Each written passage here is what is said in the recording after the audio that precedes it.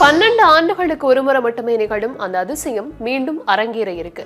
தஞ்சாவூர் மாவட்டம் கும்பகோணத்துல பாதாள அறையில வைக்கப்பட்டிருக்கும் அத்திவரதர் சிலை மீண்டும் பக்தர்களின் தரிசனத்திற்காக வெளியே எடுக்கப்பட இருக்கு.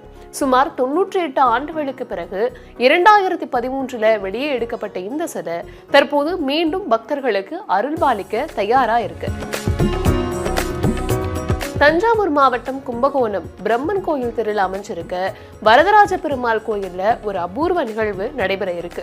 இந்த கோயில் மூலவர் சன்னதிக்கு கிழக்கே உள்ள பாதாள அறையில அத்தி மரத்தினால் ஆன ஸ்ரீதேவி மற்றும் பூதேவி உடனான அத்திவரதர் சிலை பாதுகாப்பா வைக்கப்பட்டிருக்கு. சுமார் 1.5 அடி உயரம் கொண்ட இந்த சிலை 12 ஆண்டுகளுக்கு ஒருமுறை மட்டுமே வெளியே எடுக்கப்பட்டு சிறப்பு பூஜைகள் செய்யப்படுவது வழக்கமா இருக்கு. கடந்த 1915ஆம் ஆண்டிற்கு பிறகு பல்வேறு காரணங்களால இந்த சிலை வெளியே எடுக்கப்படாம இருந்துச்சு.